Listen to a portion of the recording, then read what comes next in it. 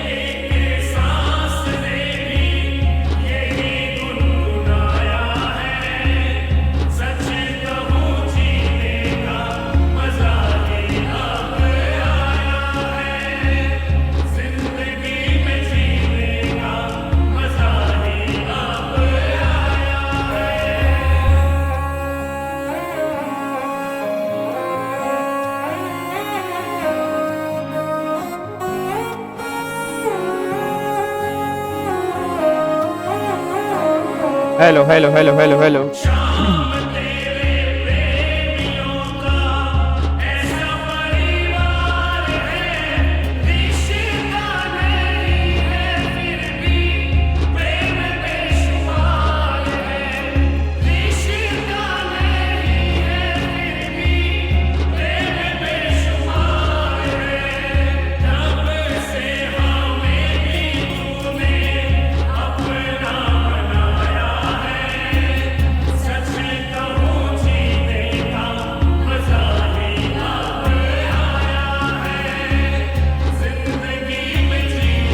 तो मजा ही अब आया है। वेरी गुड इवनिंग भाई, वेरी गुड इवनिंग जी। की हाल चाल वधिया हो, सारे तंदुरुस्त हो, फैमिली वधिया एकदम। चलो बहुत वधिया जी, वधिया ही होना चाहिए। बस मैं 2 मिनट रुको, आपका यहाँ से गाना बंद कर दूं जी। क्या यार ना यहाँ पे यार नेट नहीं आ रहा था, तब हमारे ऑफिस में नेट नहीं आ रहा था, और फाइनली मैं अभी अभी घर पहुंचा हूँ। और मेरे को यह था कि तुम्हारी क्लास मिस ना हो जाए, तो मैंने को यार मैं घर से क्लास ले रहा हूँ, मतलब अपने घर वाले स्टूडियो से क्लास ले रहा हूँ, तभी आपको थोड़ा ब्लैक ब्लैक पीछे लग रहा होगा। बट मेरे को यह था क्लास तुम्हारी कैंसिल ना हो, मतलब आज मैं क्लास थोड़ी सी छोटी लूंगा, ठीक है ना। होगी आधे पौने घंटे की क्लास होगी। आज हम थोड़े से क्वेश्चंस प्रैक्टिस करेंगे, जो कल हमने अमेंडमेंट क्लास ली थी ना, उसके आज हम क्वेश्चंस प्रैक्टिस करेंगे, ठीक है। और क्लास मिस नहीं होने दूंगा, बस ये पर ध्यान दो जी। एक बार मेरे को फटाफट से बता दो, क्या मेरी ऑडियो वीडियो सही आ रही है जी? सारे बच्चे बताओ, क्या मेरी ऑडियो वीडियो सही आ रही है? सभी को फटाफट से बता दो जी। गुड इवनिंग ज्योति, गुड इवनिंग शालू, गुड इवनिंग खुशी, गुड इवनिंग जी। सर जी कल संडे को अमेंडमेंट क्लास होगी? नहीं, कल तो अमेंडमेंट क्लास शायद नहीं होगी, कि अगर होगी तो मैं इन्फॉर्म कर दूंगा। वैसे कल के चांसेस नहीं है, होगी तो मंडे को होगी जी, ठीक है। और आज हम क्या करेंगे, आज जो हमने कल अमेंडमेंट की थी उसके क्वेश्चंस आज थोड़े से प्रैक्टिस करेंगे, और जो हमारा थर्ड पॉइंट बैलेंस था उसको भी आज हम खत्म करेंगे, ठीक है। फिर मैं आपको ना एक बहुत बढ़िया सा डायग्राम बनवा दूंगा, तो आपकी जितनी भी कैपिटल गेन की अमेंडमेंट है ऑलमोस्ट उसके अंदर सारी खत्म हो जाएंगी। फिर हमारी बस एक अमेंडमेंट बैलेंस बचेगी, बायबैक वाली। उसके बाद फिर आपकी सारी अमेंडमेंट खत्म होंगी इनकम टैक्स की। देन फिर हम जीएसटी की अमेंडमेंट क्लास स्टार्ट करेंगे, ठीक है। अच्छा, आप सबने बजट सुन लिया आज तो 12 लाख पे भाई साहब गवर्नमेंट ने टैक्स जीरो कर दिया।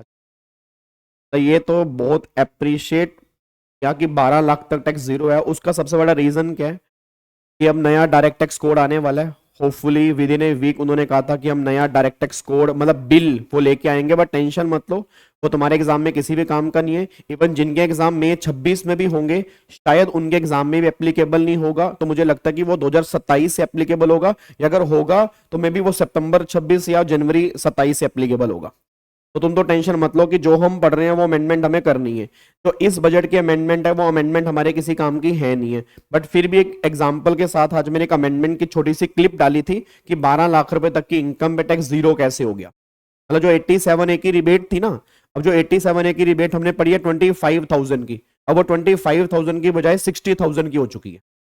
मतलब 12 लाख की इनकम पे अब टैक्स बनेगा 60,000, और 60,000 रुपए की ही हमें रिबेट मिल जाएगी तो टैक्स बनेगा 0। तो ये अब प्रैक्टिकल लाइफ में एप्लीकेबल हो चुके हैं।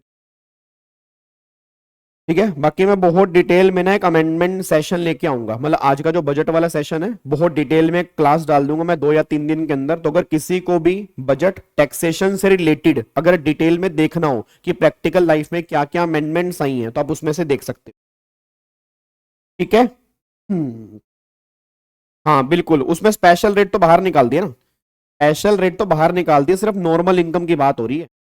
चलो अब एक बार सारे के सारे बच्चे आ रहे हो फटाफट से। हेलो भाई साहब, ओए ओए इधर देखो ध्यान से। अब एक बार पहले मेरे को ये बताओ, कल वाली अमेंडमेंट क्लास में हमने क्या डिस्कस किया था, एक बार पहले वो डिस्कस कर लेते हैं। ठीक है जी। अब सारे के सारे बच्चे एक बार यहाँ पे देखेंगे कल वाली अमेंडमेंट क्लास में हमने क्या डिस्कस किया था। देखो अभी तक हमने कैपिटल गेन की अमेंडमेंट हमने स्टार्ट की है। अब लास्ट हमारी कैपिटल गेन की ही अमेंडमेंट बची है। कैपिटल गेन प्लस में अदर सोर्स हम कर चुके हैं, बस अदर सोर्स में एक अमेंडमेंट हमारी बैलेंस बची है, बायबैक वाली। ठीक है जी। अब अभी तक हमने अमेंडमेंट क्लास में क्या कंप्लीट किया, एक तो जो हमारा होल्डिंग पीरियड है भाई, जहां पे हमारे पहले 12 महीने थे, 24 महीने थे, 36 महीने थे, फिर गवर्नमेंट ने क्या कर दिया, यहाँ पर 12 महीने है, अब 24 महीने है, 36 महीने वाला टाइम अब यहाँ पे खत्म हो चुका है। अगर आपने कैपिटल एसेट जो है वो ट्रांसफर किया 23 जुलाई 2024 या उसके बाद, एक तो अमेंडमेंट हमने ये वाली की। सेकेंड अमेंडमेंट फिर हमने ये डिस्कस की है कि अगर आपने कोई कैपिटल एसेट ट्रांसफर की है 23 जुलाई 2024 के बाद, उस केस में गवर्नमेंट ने इंडेक्सेशन हटा दिया। बट इंडेक्सेशन हटा दिया, बट कुछ केस में इंडेक्सेशन भी है, तो कहां इंडेक्सेशन है और कहां इंडेक्सेशन नहीं है ये पॉइंट भी हमने कंप्लीट कर लिया था। एक बार फटाफट से रिकॉल करते हैं। अभी तक हमने यहाँ पे 2 पॉइंट डिस्कस किए थे। 2 पॉइंट कौन कौन से डिस्कस किए थे। सबसे पहला पॉइंट हमने डिस्कस किया था कि अगर आपने एसेट को एक्वायर की है, मान लो आपने कैपिटल एसेट को एक्वायर किया है 23 जुलाई 2024 से पहले, और आपने बेचा भी जो है, अगर आपने ट्रांसफर जो की है वो 23 जुलाई 2024 से पहले ही अगर आपने ट्रांसफर की है, तो जो आपने पुराना कैपिटल गेन पढ़ा था सेम कैपिटल गेन अभी भी एप्लीकेबल है। शॉर्ट टर्म वाले केस में विदाउट इंडेक्सेशन, लॉन्ग टर्म वाले केस में विद इंडेक्सेशन, जो तुमने पहले पढ़ा वो सेम अभी भी एप्लीकेबल है, उसमें कोई भी चेंज नहीं। फिर दूसरा पॉइंट जो सबसे इंपॉर्टेंट था वो हमने कल वाली क्लास में कंप्लीट किया, जहां से कंफर्म इस बार एग्जाम में क्वेश्चन बनने की उम्मीद है। सेकंड पॉइंट हमने कौन सा डिस्कस किया कि अगर आपने एक्वायर की है, अगर आपने कैपिटल एसेट जो है वो एक्वायर की है 23 जुलाई 2024 से पहले, मतलब आपने इस डेट से पहले एक्वायर की है, पर अगर आपने ट्रांसफर जो की है वो ऑन और आफ्टर 23 जुलाई 2024 के बाद अगर आपने एक्वायर की है ना, तो फिर सेकंड वाला केस एप्लीकेबल होगा। अब सेकंड वाले केस के अंदर हमने क्या पढ़ा था, 2 केस होंगे, या तो वो लॉन्ग टर्म होगा या वो शॉर्ट टर्म होगा, या मैं यूं कहूं या तो वो क्या होगा शॉर्ट टर्म होगा और या वो क्या होगा लॉन्ग टर्म होगा। अब तुम सब जानते हो अगर वो शॉर्ट टर्म है तो शॉर्ट टर्म के कैपिटल गेन जैसे पहले निकलते थे आज भी निकलते हैं। कैसे निकलेंगे, सेल प्राइस माइनस में कोआ माइनस में कोई माइनस में ईओटी, तो ये तुम्हारा शॉर्ट टर्म कैपिटल गेन निकल कर आएगा जैसे तुम पहले निकालते थे। लॉन्ग टर्म वाले केस में क्या होगा, याद करो लॉन्ग टर्म वाले केस में भी अब कैपिटल गेन निकालने का तरीका सेम है जो तुम शॉर्ट टर्म में निकालते हो, क्योंकि अब यहां पर भी इंडेक्सेशन नहीं है। फिर गवर्नमेंट ने कहा था यहां पर भी क्या करोगे, सेल प्राइस। अब सेल प्राइस में से माइनस यहां पे कर दोगे कोआ, माइनस कर दोगे कोई, माइनस कर दोगे ईओटी, तो यहां पे क्या आएगा, लॉन्ग टर्म कैपिटल गेन आएगा। बस अब यहां पे मेन पॉइंट ध्यान देना कि जो ये तुम्हारा लॉन्ग टर्म कैपिटल गेन आ रहा है, अब गवर्नमेंट करी यहां पे ध्यान दो, ये लॉन्ग टर्म कैपिटल गेन किसने कमाया और किस एसेट से कमाया, बस ये बता दो।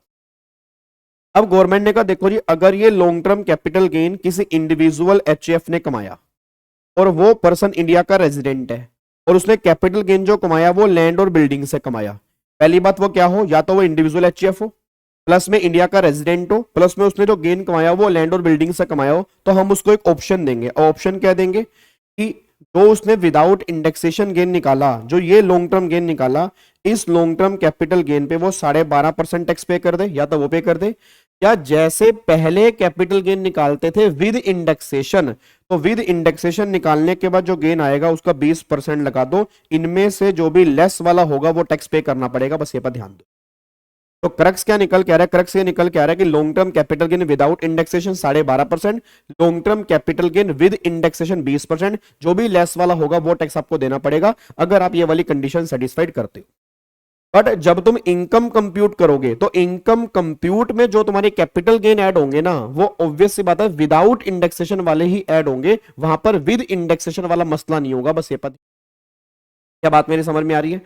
उसके बाद फिर एक बच्चा कहता है सर एक बात मेरे को बताओ, जैसे मान लो वो इंडिविजुअल एचईएफ है, कहा ठीक है सर, वो इंडिया का रेजिडेंट भी है, मैं कहा ठीक है, बट सर वो लैंड और बिल्डिंग नहीं ट्रांसफर कर रहा, वो कोई दूसरी एसेट ट्रांसफर कर रहा है, वो कोई दूसरी एसेट ट्रांसफर कर रहा है, for example gold, drawing, painting. तो गवर्नमेंट ने कहा सुन फिर मेरी बात, इंडिविजुअल एचईएफ छोड़, इट मींस अगर कोई भी पर्सन लैंड और बिल्डिंग को छोड़ के अगर कोई दूसरी एसेट ट्रांसफर करेगा ना, तो वहां पर 12.5% ही रेट लगेगा और विदाउट इंडेक्सेशन कैपिटल गेन निकलेगा। बस ये पर ध्यान दो, मतलब 12.5% एप्लीकेबल करेंगे, विदाउट इंडेक्सेशन एप्लीकेबल करेंगे अगर आपने लैंड बिल्डिंग को छोड़ के कोई दूसरी कैपिटल एसेट ट्रांसफर की है। बस ये पर ध्यान देना।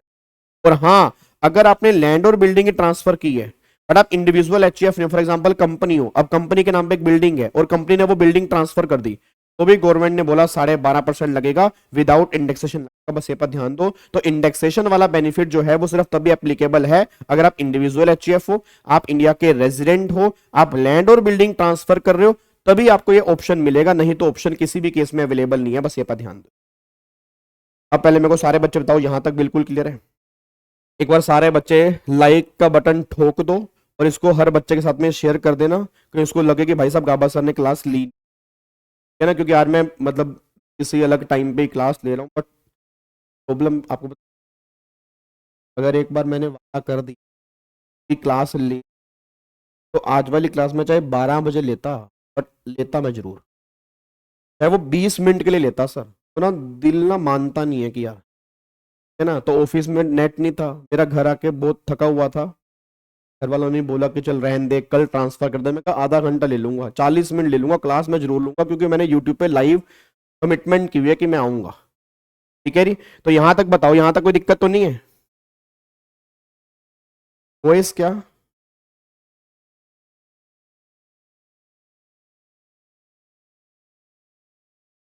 Hello hello hello hello hello hello hello hello hello hello hello hello, voice तो सही आ रही है? हेलो हेलो हेलो हेलो, सही है ना? वॉइस कट हो रही, अब एक बार चेक करना, सही है वॉइस? एक बार चेक करके बताओ जी। ठीक है, चलो जी, अब सुनो ध्यान से, मैं कहना क्या चाह रहा हूं, अब एक बार आ जाओ। अब ऐसा करवाता हूं, पहले मैं तीसरा केस लिखवाता हूं। ठीक है, पहले हम तीसरा केस लिखते हैं। आओ तीसरा केस लिखो। गोल्ड के यूटेंसिल्स पर भी लॉन्ग टर्म कैपिटल गेन लगेगा? बिल्कुल लगेगा, सिर्फ सिल्वर यूटेंसिल्स पे नहीं लगेगा, गोल्ड की तो हर आइटम पे लगेगा, चाहे वो यूटेंसिल्स हो चाहे वो कॉइन्स हो, कोई भी हो, कोई दिक्कत नहीं है। ठीक है, चलो अब एक बार यहां पे आ जाओ, इधर देखो ध्यान से। अब तीसरा केस लिखो, तीसरा केस लिखना, लिखो। एनी कैपिटल एसेट अगर आपने एक्वायर की है ऑन और आफ्टर 23/2/2024 एंड आपने उसको ट्रांसफर भी की है ऑन और आफ्टर 23/2/2024, ठीक है जी, मतलब आपने खरीदी भी बाद में है और आपने बेची भी बाद में है, फिर तो गवर्नमेंट ये बात कहती है अगर वो कैपिटल एसेट तुम्हारी शॉर्ट टर्म कैपिटल एसेट या वो तुम्हारी लॉन्ग टर्म कैपिटल, अब अगर वो शॉर्ट टर्म कैपिटल एसेट है तो सेल प्राइस माइनस में कोवा माइनस में कोई और माइनस में, तो ये तुम्हारा आएगा शॉर्ट टर्म कैपिटल, जैसे तुम पहले निकालते थे। और ये शॉर्ट टर्म कैपिटल गेन पे क्या लगेगा? अगेन वही बात, यहाँ पे स्लैब रेट लगेगा जी।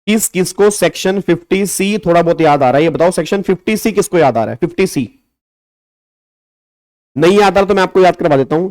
याद करो सेक्शन 50C, पहली बात तो ये ध्यान दो कि सेक्शन 50C जो है ना वो लैंड और बिल्डिंग वाले केस में एप्लीकेबल होता है। कि अगर आपने मान लो लैंड ट्रांसफर की है, बिल्डिंग ट्रांसफर की है या लैंड एंड बिल्डिंग ट्रांसफर की है, उस केस में 50C एप्लीकेबल होता है। अब 50C में आपने ये पढ़ा होगा, 50C की बात कर रहा हूं, 50B की बात नहीं कर रहा। 50B हमारा स्लम सेल का है, उसकी बात नहीं कर रहा, 50C की बात कर रहा हूं। 50C में आपने पढ़ा होगा कि अगर आपकी स्टैंप ड्यूटी वैल्यू आपके सेल प्राइस के 110% से ज्यादा है, इट मींस अगर आपकी स्टैंप ड्यूटी वैल्यू आपके सेल प्राइस के 110% से ज्यादा है तो स्टैंप ड्यूटी वैल्यू को ही हम तुम्हारा सेल प्राइस बना देंगे। बस ये पर ध्यान दो। मैं दोबारा बोलूंगा मैंने क्या बोला है, याद करो आपने क्वेश्चंस ऐसे कैपिटल गेन के अंदर पक्का पक्का किए होंगे कि जहां पे तुम्हें सेल प्राइस भी दिया होता है और जहां पे तुम्हें स्टैंप ड्यूटी वैल्यू भी दी होती है। ठीक है ना। अब प्रॉब्लम क्या है, हमें सेल प्राइस बनाना क्या है, हमें सेल प्राइस जो सेल प्राइस हमें दिया हुआ है वो बनाना है या स्टैंप ड्यूटी वैल्यू बनानी है। वो डिपेंड करता है कि हमारी स्टैंप ड्यूटी वैल्यू कितनी है। अगर मेरी स्टैंप ड्यूटी वैल्यू, मैं दोबारा बोलूंगा, अगर मेरी स्टैंप ड्यूटी वैल्यू मेरे एक्चुअल सेल प्राइस के 110% से ज्यादा है फिर तो स्टैंप ड्यूटी मेरा सेल प्राइस बनेगी, नहीं तो मेरा स्टैंप ड्यूटी सेल प्राइस नहीं बनेगी। ये 50C में आपने पढ़ा होगा, आई थिंक थोड़ा थोड़ा अब आपको याद आ गया होगा। मैं तुम्हें थोड़ा सा और याद करवाता हूं। याद करो ये पॉइंट भी आपने कहीं ना कहीं पढ़ा होगा कि कई बार क्या होता है, कई बार सर हमें स्टैंप ड्यूटी जो होती है ना वो स्टैंप ड्यूटी वैल्यू हमें 2 दिन की दी होती है।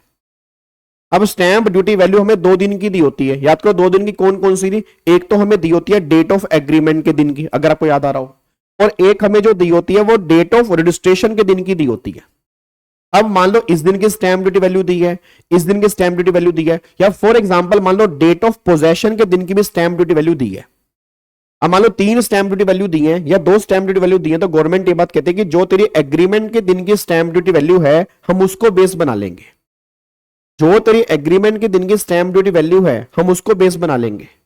अब एग्रीमेंट के दिन की स्टैंप ड्यूटी वैल्यू को हम बेस बना लेंगे कब, अगर सामने वाले बायर ने कुछ पैसा एग्रीमेंट के दिन या उससे पहले पे कर दिया था, अकाउंट पे चेक से, अकाउंट पे ड्राफ्ट से या online. It means account pay check से पे कर दिया, अकाउंट पे ड्राफ्ट से पे कर दिया या ऑनलाइन पे कर दिया। अगर एग्रीमेंट के दिन या उससे पहले, फिर तो एग्रीमेंट के दिन की एसडीवी बेस बनेगी, नहीं तो रजिस्ट्रेशन के दिन की एसडीवी बेस बनेगी। पोजेशन के दिन की एसडीवी हमारे किसी काम की नहीं होती, बस ये पर ध्यान दो। अगर आपको यहां तक याद आ गया हो तो मैं फिर क्वेश्चन की तरफ बढ़ूंगा, अगर याद नहीं आया तो मेरे को बताओ जी। यहां तक क्लियर है? पक्का पक्का। और मैं तुम्हें एक छोटा सा एग्जांपल दे रहा हूं, तुम मुझे बताना, फिर मुझे क्लैरिटी होगी आपको याद आ रहा है नहीं आ रहा। मान लो तुम्हें क्वेश्चन में, सारे बच्चे बोलना, मान लो तुम्हें क्वेश्चन में सेल प्राइस दिया हुआ है 40 लाख और तुम्हें स्टैंप ड्यूटी वैल्यू भी 40 लाख दी हुई है। अब सारे बच्चे बताओ कैपिटल गेन निकालने के लिए सेल कंसिडरेशन क्या बनाओगे? 40 लाख ही बनाएंगे, सिंपल सी बात है। उसके बाद सेल प्राइस तुम्हें मान लो दिया हुआ है 40 लाख, तुम्हें स्टैंप ड्यूटी वैल्यू दी है 42 लाख, तो भी तुम क्या बनाओगे? 40 लाख बनाओगे, क्योंकि stamp duty value sale price के 110% तक है। अब इसका 110 कितना हो गया? इसका 110 हो गया 44 लाख। इट मींस अगर तुम्हारी स्टैंप ड्यूटी वैल्यू 44 लाख से ज्यादा है तो फिर वो सेल प्राइस बनेगा, अगर 44 लाख तक है तो फिर वो सेल प्राइस नहीं बनेगा। अब मान लो सेल प्राइस मेरा यहां पे कितना आ रहा है, मान लो 40 लाख है, स्टैंप ड्यूटी वैल्यू मेरी कितनी आ रही है, मान लो 44 लाख है, तो भाई फिर मेरा सेल प्राइस जो बनेगा वो 44 लाख नहीं बनेगा, 40 लाख ही बनेगा, क्योंकि अभी भी 110% तक है, 110 से ज्यादा होनी चाहिए। तो यहां पर मेरा सेल प्राइस कितना बनेगा जी? यहां पर मेरा सेल प्राइस बनेगा 40 लाख। अगर मेरा सेल प्राइस यहां पे मान लो 40 लाख है और स्टैंप ड्यूटी वैल्यू मेरी 45 लाख है, तब जाके गवर्नमेंट कह रही है 45 लाख तेरा सेल प्राइस बनेगा। बस ये पर ध्यान दो। तो क्रक्स क्या निकल के आ रहा है साहब? क्रक्स ये निकल के आ रहा है, सिंपल सी भाषा में क्रक्स ये निकल के आ रहा है कि अगर मेरी स्टैंप ड्यूटी वैल्यू मेरे सेल प्राइस के 110% से ज्यादा है फिर मेरी stamp duty value sale price बनेगी, नहीं तो एक्चुअल सेल प्राइस बनेगा। बस ये पर ध्यान दो। क्या आपको बात मेरी समझ में आ रही है? पक्का पक्का। आओ अब एक थोड़ा सा क्वेश्चन करते हैं, और अगर तुम ये क्वेश्चन सही कर दोगे तो मेरे को कंफर्म हो जाएगा कि भाई तुम्हें अमेंडमेंट समझ में आ गई है। ठीक है, आ जाओ जी।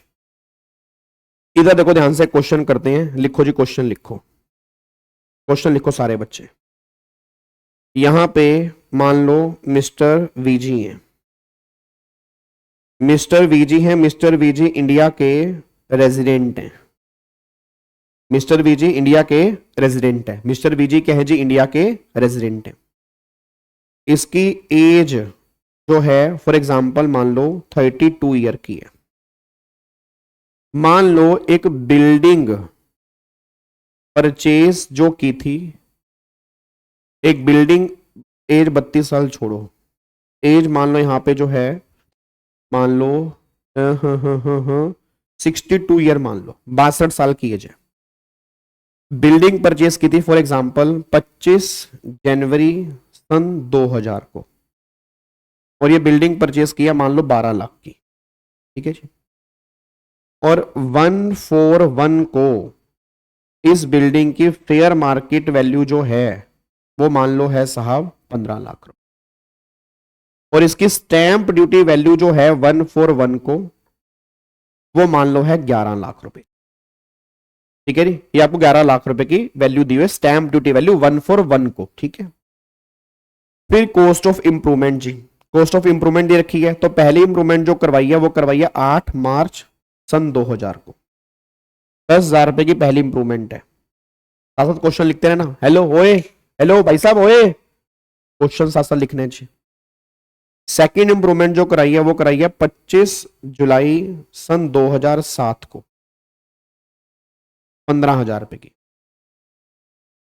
ठीक है। फिर यहां पे क्या हुआ, mister V G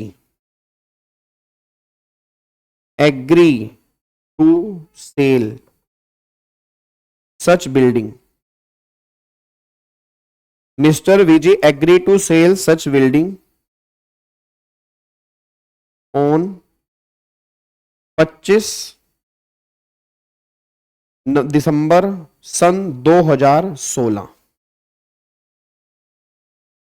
for rupees 80 lakh, for rupees 80 lakh, ठीक है जी। SDV on the date of agreement जो है वो आपकी है 86 लाख, कितनी है जी, 86 लाख, ठीक है। उसके बाद बायर पे एडवांस रुपीज 15 लाख रुपए थ्रू एनईएफटी, एनईएफटी का मतलब क्या होता है, ऑनलाइन पेमेंट, एनईएफटी ऑन 26 दिसंबर 2016, 26 दिसंबर 16 को बायर ने एडवांस पे कर दिया 15 लाख रुपए का एनईएफटी से, ठीक है जी। Date of possession of such building, date of possession of such building जो है वो है 25 जुलाई सन 2000, 25 जुलाई सन 2000, बोलो बोलो बोलो बोलो बोलो बोलो बोलो, 25 जुलाई सन 2023, 25 जुलाई सन 2023, ठीक है जी। एसडीवी डेट ऑफ पोजेशन जो है ऑफ सच बिल्डिंग 25 जुलाई सन 2023, SDV on the date of possession, SDV on the date of possession जो है वो आपकी निकल के आ रही है 90 लाख, 90 लाख, ठीक है जी। Date of registration of such building, date of registration जो है इस बिल्डिंग का, रजिस्ट्रेशन जो हुआ वो हुआ 5 अगस्त 2024 को, SDV on the date of registration जो है, भगवान झूठ ना बुलवाए, वो आ रही है 89 लाख, कितनी आ रही है जी, 89 लाख आ रही है, ठीक है जी। अब सुनो, compute compute capital gain, compute capital gain and tax liability, compute capital gain and tax liability under section 112। लो जी, ये क्वेश्चन है, पहले आप ट्राई करोगे फिर मैं ट्राई करूंगा जी। अब ये क्वेश्चन पहले आप ट्राई करोगे फिर मैं ट्राई करूंगा, तो सारे बच्चे कोशिश करें करने की कि कैपिटल गेन कितना आएगा वो बता दें, ठीक है, और अकॉर्डिंगली टैक्स लाइबिलिटी कितनी निकल जाएगी वो बता दें। अगर आपने ये क्वेश्चन कर लिया तो मेरे को लग रहा है कि आपको अमेंडमेंट समझ में आ गई, नहीं तो हमें और भी कई सारे क्वेश्चंस प्रैक्टिस करने पड़ेंगे। चलो बताओ जी।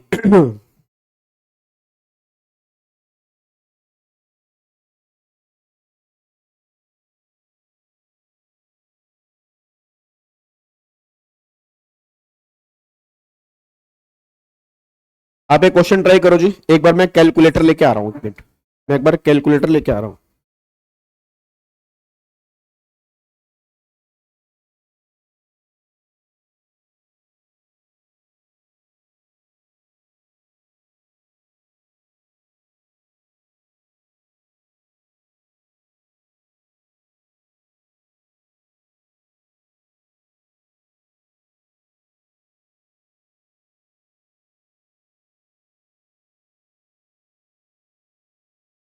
इंडेक्स रेट दिखाऊं जी?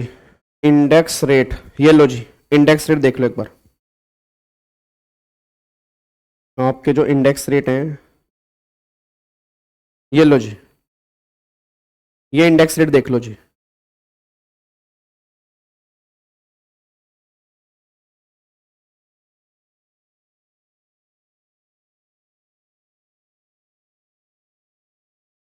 ये इंडेक्स रेट आपके सामने है जी।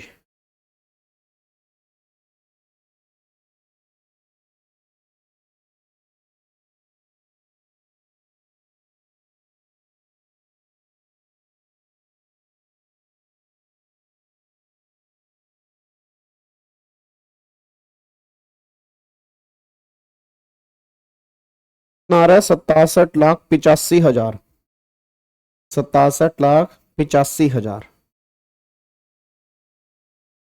एक बच्चे का आंसर आ रहा है लॉन्ग टर्म कैपिटल गेन आ रहा है 67,85,000। निशांत का भी कैपिटल गेन आ रहा है 67,85,000 जी। बाकी सब बच्चे बताओ जी, बाकी सब बच्चे बताओ कैपिटल गेन कितना आ रहा है?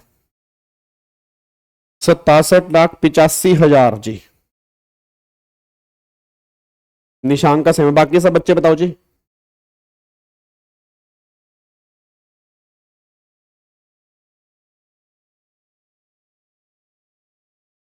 अच्छा ऊपर करूं, ये लो इंडेक्स रेट, ये लो जी, ये इंडेक्स रेट आपके ऊपर वाले हैं।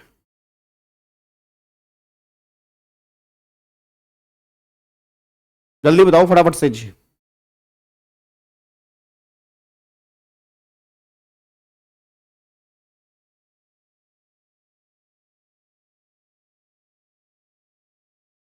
सितंबर वाला फास्टैग, राहुल साथ में आपको अमेंडमेंट क्लास देखनी होंगी जी।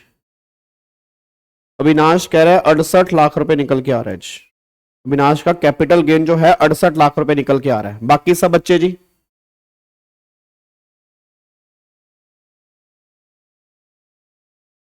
बाकी सब बच्चे फटाफट से बताएं जी। जल्दी करो यार, क्या कर रहे हो? सिंपल सा क्वेश्चन है, तुम इतना टाइम लगा रहे हो, बताओ कैपिटल गेन निकालने में। पहले मेरे को तुम कैपिटल गेन बताओ, टैक्स छोड़ो तुम। पहले ऐसा करो, तुम मुझे कैपिटल गेन बताओ भाई, टैक्स छोड़ दो एक बार। एक बार टैक्स छोड़ दो, मेरे को टैक्स नहीं चाहिए, मेरे को ये बता दो बस तुम्हारा कैपिटल गेन कितना आ रहा है।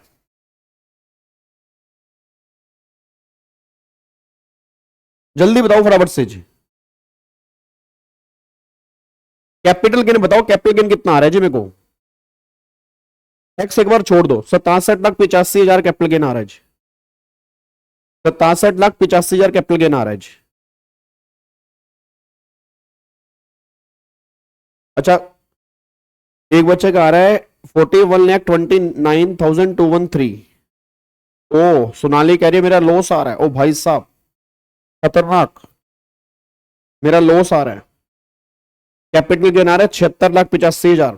संजय का अलग ही आ रहा है। भाई साहब तुम्हें अमेंडमेंट समझ में आ गई, हो गया काम। इधर देखो ध्यान से नालायकों, इधर देखो ध्यान से, पता नहीं तुम क्या कर रहे हो। पहले तो मुझे ये बताओ इस क्वेश्चन में सेल प्राइस क्या बनेगा, तुम बिल्कुल ही नालायक हो। अच्छा कैपिटल एसेट लॉन्ग टर्म है शॉर्ट टर्म है? लॉन्ग टर्म है, ये बात तो क्लियर है। कैपिटल एसेट मेरी शॉर्ट टर्म है लॉन्ग टर्म है? लॉन्ग टर्म है, ये बात तो क्लियर है। अब अगर कैपिटल एसेट मेरी लॉन्ग टर्म है, मैं इंडिविजुअल हूं, मैं इंडिया का रेजिडेंट हूं, मैं इंडिविजुअल हूं, मैं इंडिया का रेजिडेंट हूं, और लैंड और बिल्डिंग बेच रहा हूं, ठीक है ना। अब बहुत ध्यान सुनना, यहां पे पहले बताओ सेल प्राइस क्या बनेगा। मेरे को सारे के सारे बच्चे यहां पे बता दो, इस क्वेश्चन में सेल प्राइस क्या बनेगा, जल्दी बताओ सेल प्राइस क्या बनेगा। यहां पे एग्रीमेंट हुआ 80 लाख का, उस दिन की स्टैम्प ड्यूटी वैल्यू 86 लाख है, बायर ने एडवांस पे किया 15 लाख रुपए का एनईएफटी का 26 तारीख को, और पोजेशन के दिन की एसडीवी जो है वो 90 लाख है, और रजिस्ट्रेशन के दिन की एसडीवी जो है वो 89 लाख है। मेरे को ये बताओ इन चार वैल्यू में से सेल प्राइस क्या बनेगा, इन चार वैल्यू में सेल प्राइस क्या बनेगा। पहले एक बात मेरे को बताना, जो आपने एडवांस पे किया, क्या जो बायर ने एडवांस पे किया, क्या वो एग्रीमेंट के दिन या उससे पहले पे किया, बाद में पे किया, बाद में पे किया। तो अगर बाद में पे किया तो एग्रीमेंट के दिन की एसडीवी मेरे किसी काम की नहीं है, पोजेशन के दिन की एसडीवी मेरे किसी काम की नहीं है, रजिस्ट्रेशन के दिन की एसडीवी मेरे को चेक करनी है। अब वो कितनी है, 89 लाख। तो अगर वो 89 लाख है तो क्या ये एसडीवी इसके सेल प्राइस के 110 से ज्यादा है? यस ज्यादा है। अगर मैं 80 लाख का 110 निकालूंगा तो 88 लाख आएगा, 88 लाख आएगा। यहां पे कितने हैं, 89 लाख। तो सिंपल से पता है एसडीवी सेल प्राइस के 110% से ज्यादा है। आपको मेरी बात समझ में आ भी रही है क्या? आपको मेरी बातें समझ में आती है? मैं कहना क्या चाह रहा हूं, मैं कहना चाह रहा हूं भाई साहब एडवांस दिया, नो डाउट ऑनलाइन दिया, बट एग्रीमेंट के दिन के बाद दिया ना। अब अगर एग्रीमेंट के दिन के बाद दिया तो उस चक्कर में जो स्टैंप ड्यूटी होगी रजिस्ट्रेशन के दिन की, वो मेरे काम की होगी। तो वो मेरी एसडीवी कितनी आ रही है, 89 लाख, और ये मेरी 110 से ज्यादा है, तो सेल प्राइस जो मेरा बनेगा वो 89 लाख बनेगा। बस ये पर ध्यान दो। क्या इस बात से आप एग्री करते हो? क्या इस बात से आप एग्री करते हो? तो सेल प्राइस क्या बनेगा, 89 लाख बनेगा। तो यहां पे आ जाओ 89 लाख आओ, यहां पे आ जाओ 89 लाख।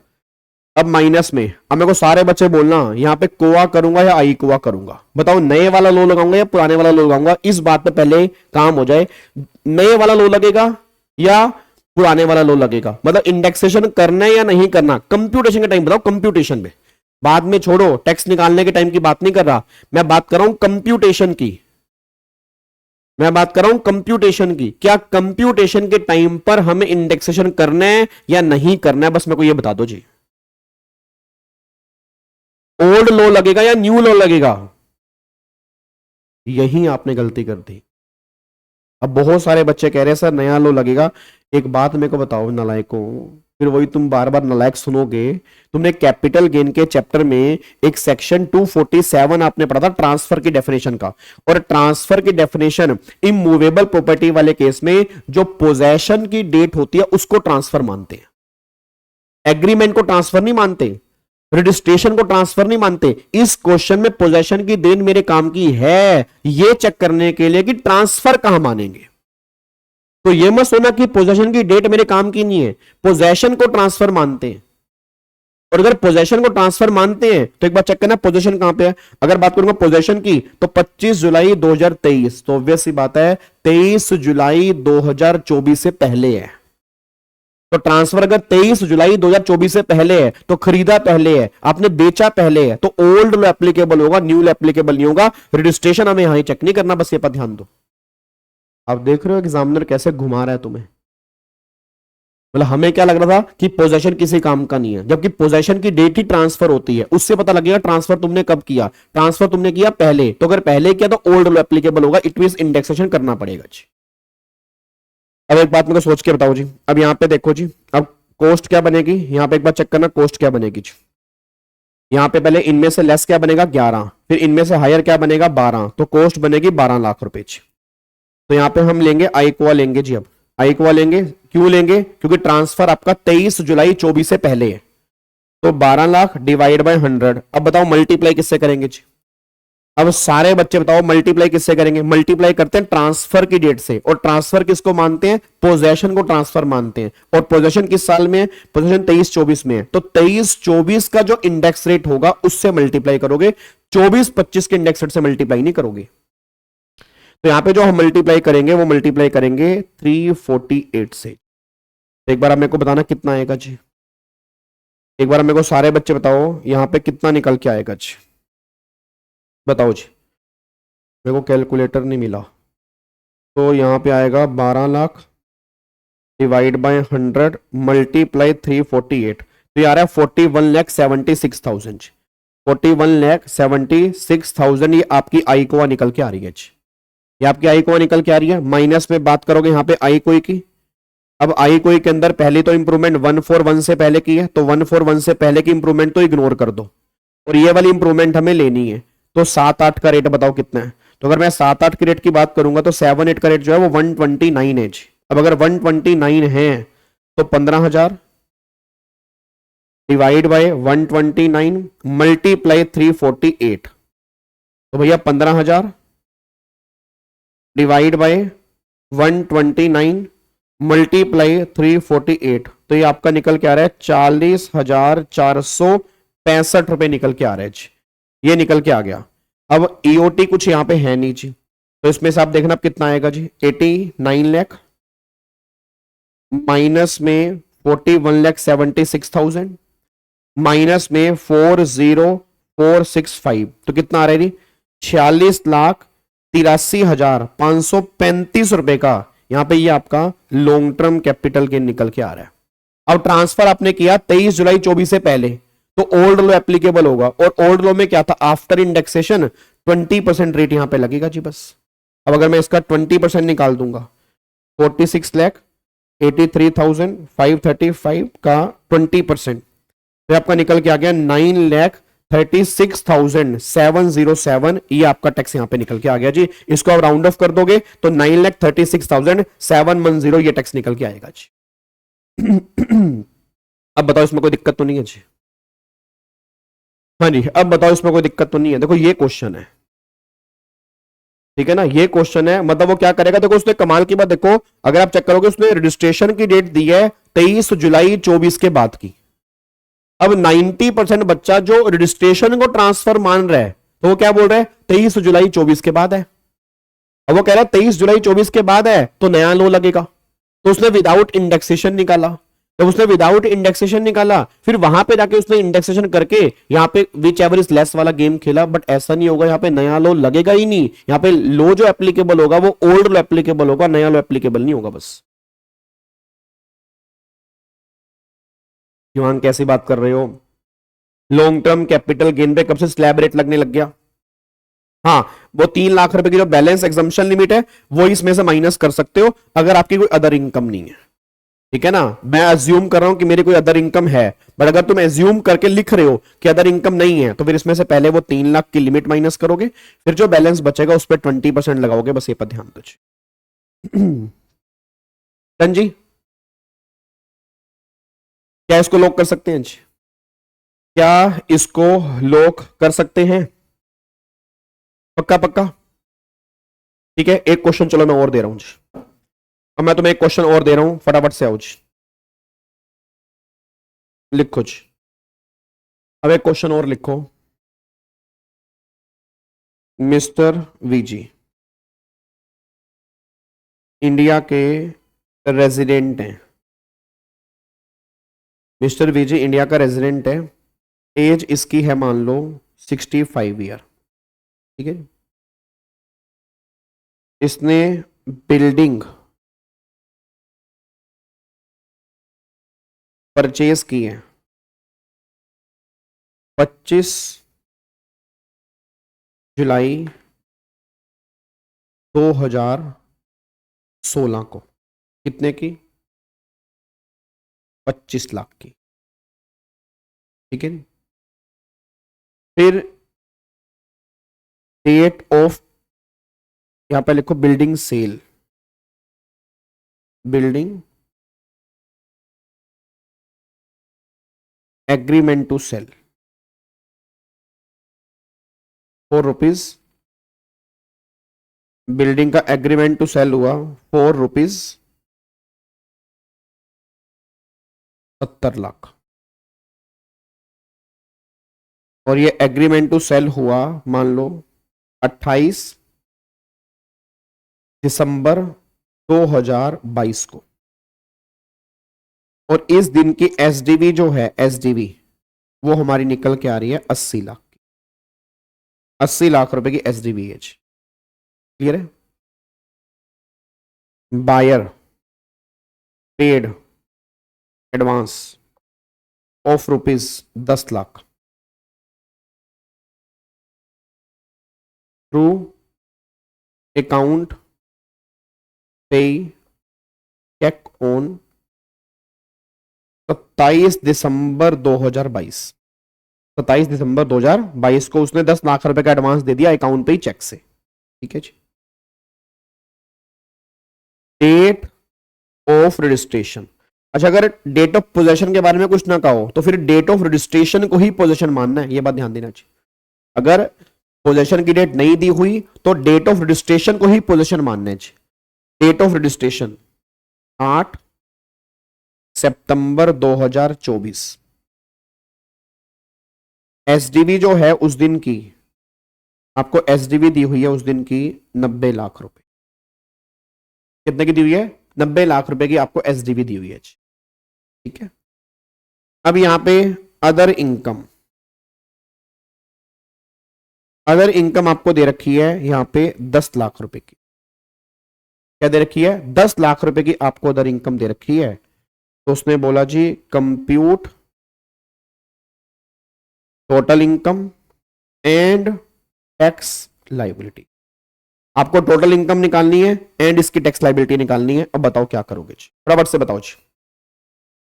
टोटल इनकम निकालनी है और टैक्स लाइबिलिटी निकालनी है। तो सबसे पहले मैं निकालूंगा कैपिटल गेन। कैपिटल गेन में sale price, sale price, sale price, sale price यहां पे लूंगा 70 लाख। एग्रीमेंट के दिन से पहले उसने एडवांस दे दिया 10 लाख का अकाउंट पे चेक से। तो एसडीवी बेस बनेगी ये वाली, ये एसडीवी 110 से ज़्यादा है तो सेल प्राइस बनेगा 80 लाख रुपए। ठीक है नी, सेल प्राइस बनेगा 80 लाख रुपए। यहाँ पे सेल प्राइस बनेगा 80 लाख रुपए।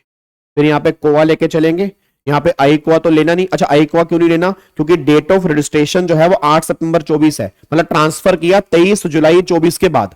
तो अगर 23 जुलाई 24 उसके बाद ट्रांसफर किया तो इंडेक्सेशन तो होगा नहीं, तो इंडेक्सेशन नहीं होगा तो यहाँ पे 25 लाख रुपए की मेरी कोवा बनेगी जी। तो 55 लाख, 55 लाख या 65 लाख? 55 लाख बनेगा, 65 क्यों निकाल रहे हो यार? टोटल इनकम 65 है, ओके। 55 लाख रुपए आपका लॉन्ग टर्म कैपिटल गेन आ गया। ठीक है, और इसमें अदर इनकम जोड़ दोगे तो अदर इनकम जो आ गई वो कितनी आ गई? 10 लाख रुपए। अब यहाँ पे 65 लाख रुपए की आपकी इनकम आ गई। 65 लाख रुपए की टोटल इनकम आ गई, पहला पॉइंट तो ये। अब इस 65 लाख की इनकम पे निकालने टैक्स, तो दो केस करोगे। यहां पे 55 लाख अलग कर दोगे और 10 लाख अलग कर दोगे। अब 10 लाख पे हम लगा देंगे स्लैब रेट। 10 लाख पे क्या लगा देंगे? Slab rate. अब मैं ये अज्यूम कर रहा हूं कि मान लो डिफॉल्ट स्कीम ली है जी। अब डिफॉल्ट स्कीम ली है तो एक बार निकालना 10 लाख पे कितना टैक्स आएगा जी। तो पहले 3 लाख तो नील, 3 से 7, 4 लाख का 20, 5%, 20,000, 20,000, 3, 30, 50, आई थिंक 10 लाख पे 50,000 बनेगा। एक बार मेरे को फटाफट से बताओ जी, एक बार डेट बदल के, क्या कह रहे हो प्रभाकर, कौन सी डेट बदलूं? हाँ जी, मेरे को ये बताओ यहाँ पे कितना आएगा जी। यहाँ पे 10 लाख पे कितना आएगा स्लैब रेट से? 7 से 10 पे 3 तक नील, 3 से 7, 5, 7 से 10 पे 10%, तो 30 और 20, 50,000 आएगा ना। हाँ तो 50,000 आएगा जी। इस पे तो आ गया 50,000 रुपए का टैक्स, इसमें 50,000 रुपए का टैक्स आ गया ना। अब यहाँ पे आ जाओ जी। अब यहाँ पे दो केस हैं, यहाँ पे दो केस के हैं, यहाँ पे दो केस ये निकल के आ रहे हैं जी। देखो जी, यहाँ पे दो केस ये निकल के आ रहा है कि 55 लाख रुपए जो आपने निकाला इसका या तो 12.5%, या तो 12.5%, या आप इंडेक्सेशन से निकालो। अब अगर इंडेक्सेशन से निकालूंगा तो 80 लाख माइनस में, अब एक बार मेरे को इंडेक्सेशन करना, 25 लाख डिवाइड बाय, अब ये हमारा कौन सा 25 लाख रुपए की कॉस्ट कब की है? 25 लाख रुपए की कॉस्ट मेरी निकल के आ रही है 16-17। तो 16-17 का इंडेक्स रेट क्या आ रहा है जी? तो 16-17 का इंडेक्स रेट आ रहा है 264। तो 264 मल्टीप्लाई ट्रांसफर आपने की, यहाँ पे आपको निकल के आ रहा है 363 आएगा जी। यहाँ पे अगर आप करोगे 363 तो एक बार चेक करना आई कोवा कितनी आ रही है जी। रिबेट कैसे मिलेगा यार, कैसी बात कर रहे हो भाई? 7 लाख तक इनकम है, क्या रिबेट मिलेगा? बच्चा कह रहा है रिबेट भी तो मिलेगा। भाई वो नया लो आया 12 लाख, 12 लाख वाला नालायक, नया लो आया अभी, बच्चा कह रहा है रिबेट भी तो मिलेगा। हद हो गई बिल्कुल ही। और सीनियर सिटीजन क्यों काउंट कर रहे हो? डिफॉल्ट स्कीम वाले केस में कोई सीनियर सिटीजन नहीं होता। जैसे डांट खाने वाले काम मत करो सोने से पहले। डिफॉल्ट स्कीम वाले केस में क्यों सीनियर सिटीजन की बात कर रहे हो, चाहे वो कोई भी है, जो हर केस में 3 लाख की लिमिट है। नालायक। 25 लाख डिवाइड बाई 264 मल्टीप्लाई 363, तो आ रहा है 34,37,500।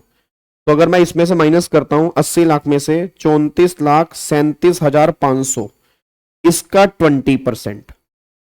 अब एक बार चेक करते हैं जी। तो यहां पे 80 लाख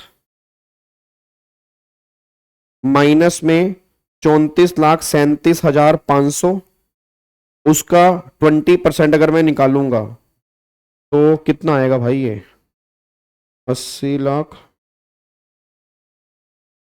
माइनस में 34,37,500, क्या आएगा? 45,62,500। तो 45,62,500 इसका 20%, तो ये बनेगा 9,12,500। ये टैक्स बनेगा जी 9,12,500। और फिर 55 लाख रुपए का 12.5%, तो ये बनेगा भाई साहब 6,87,500। अच्छा आप एक बात देख रहे हो, एक बार चेक करो, यहां पे नए लो में फायदा है। आप देखो यहाँ पे नए लो में फायदा है, ऐसा नहीं है कि नए लो में हर केस में नुकसान है। वो कहां गई वो अपना वो गुड़िया, हेलो, वो मेरी भिंडी कलर की बच्ची कहां गई जो कह रही थी कि मेरी सीतारामन जी ने रेट भी तो कम किया गाबे के बच्चे, तो गाबे के बच्चे रेट भी तो कम किया है। देखो ये उस देखो, माय गॉड, फायदा हो गया। देखो यहाँ पे नए लो के अंदर फायदा हो रहा है। तो ऐसा नहीं है कि नए लो के अंदर हर केस में नुकसान है। जो हमने कल वाला क्वेश्चन किया था वहां पे नए लो में नुकसान था। आप चेक करो यहां पर नए लो में देखो फायदा हो रहा है। पुराने लो में इंडेक्सेशन के बाद भी टैक्स लगाने पर मुझे नुकसान है। क्या बात मेरी समझ में आ रही है? तो यहां पे जो मेरा टैक्स बनेगा वो बनेगा 6,87,500। ये भी एवरेज लेस वाला है, तो 6,87,500। अब यहां पे 6,87,500 प्लस में 50,000, तो साहब 6,87,500, तो 6,87,500 प्लस में 50,000, तो ये आएगा 7,37,500 प्लस में 4% अगर मैं जोड़ दूंगा तो यहां, अच्छा एक मिनट रुको ना, अभी 4% क्यों जोड़ूंगा भाई साहब? ये आ गया 7,37,500 आ गया, 7,37,500 आ गया। अब एक बात मेरे को बताना, इस पे आपका लगेगा सरचार्ज। इस पे क्या लगेगा? सरचार्ज एप्लीकेबल हो जाएगा। अच्छा यहां पे अगर आप चेक करोगे ना, यहां पे सरचार्ज एप्लीकेबल करना है क्योंकि इनकम जो है वो 50 लाख से ज्यादा है। इनकम 50 लाख से ऊपर होगी ना। अब अगर इनकम 50 लाख से ऊपर है तो 10% सरचार्ज भी लगेगा। तो अगर आप यहां पे देखोगे 73,750 रुपए का यहां पे लग गया 10% सरचार्ज। तो अब यहां पे एक बार चेक करना जी, 7,37,500 प्लस में 10%, तो ये आपका निकल के आ गया 8,11,250। तो 8,11,250 प्लस में 4%, तो ये बनेगा 8,43,700 रुपए का ये फाइनल टैक्स आपका बनेगा। आई थिंक आपको समझ में आ गया। ठीक है जी, क्या मेरी बात आपको समझ में आ रही है? ठीक है जी, कोई दिक्कत वाली बात तो नहीं है? ठीक है, तो ये क्वेश्चन हमने यहां पे कंप्लीट कर लिया। आई थिंक आपके दिमाग में क्लैरिटी होगी। बाकी जब रिवीजन क्लास हम स्टार्ट करेंगे और क्वेश्चन की सीरीज हम स्टार्ट करेंगे तो बहुत सारे क्वेश्चंस हम कैपिटल गेन के प्रैक्टिस करेंगे। और अभी एक क्वेश्चन मुझे और कराना, मैं तुम्हें होमवर्क दे रहा हूं जी, वो क्वेश्चन मैं तुम्हें होमवर्क दे रहा हूं जी, याद रखना जी। अब ये नोट्स तुम्हारे सबके पास है ना, तो एक क्वेश्चन मैं आपको होमवर्क दे रहा हूं, वो क्वेश्चन है ये वाला जो आपको मैंने नोट्स दिए हैं, उसी नोट्स में एक क्वेश्चन होमवर्क दे रहा हूं जी मैं आपको। आप पेज नंबर नोट कर लेना। पेज नंबर आपका है, पेज नंबर आपका है जी ये वाला, पेज नंबर है ये रहा, पेज नंबर है 11.76, पेज नंबर 11.76 है। ये क्वेश्चन नंबर 7 एक बार आपने घर से करके आना है जी। ये क्वेश्चन नंबर 7 एक बार अपने घर से करके आना है। ये मोस्ट इंपोर्टेंट क्वेश्चन है और कोई बड़ी बात नहीं, सेम क्वेश्चन थोड़ी बहुत फिगर चेंज करके आपके एग्जाम में आपको देखने को मिल जाएगा, क्योंकि क्वेश्चन नंबर 7 बहुत इंपॉर्टेंट क्वेश्चन है, as per new law question है। आपको इससे और क्लैरिटी होगी अच्छे से कि जो हमने नया लॉ पढ़ा है उसका काम किस बेस पे होगा। अगर हो गया तो अच्छी बात है, नहीं तो कल वाली क्लास के अंदर पहले क्वेश्चन 7 डिस्कस करेंगे, फिर बायबैक की टैक्सेशन डिस्कस करेंगे और देन कैपिटल गेन की ऑलमोस्ट अमेंडमेंट हमारी खत्म और फिर हमारी इनकम टैक्स की अमेंडमेंट खत्म हो जाएंगी। ठीक है जी, चलो। हाँ, क्वेश्चन बैंक में दूंगा जी। क्वेश्चन बैंक मैंने पहले कह दिया कि 15 से 20 फरवरी तक क्वेश्चन बैंक आपके पास आ जाएगा। Question bank work in progress है, आप सबको क्वेश्चन बैंक बहुत जल्दी मिल जाएगा, ठीक है जी। चलो ओके जी, बाय बाय, टाटा, थैंक यू सो मच, जय हिंद, God bless you, love you all and thank you so much. आप सभी यहां पे आए, इसको जरूर जरूर लाइक करना, हर बच्चे के साथ में शेयर करना ताकि उसको पता लगे कि आज हमने क्लास ली थी। थैंक यू सो मच, जय हिंद, God bless you, love you all, bye bye.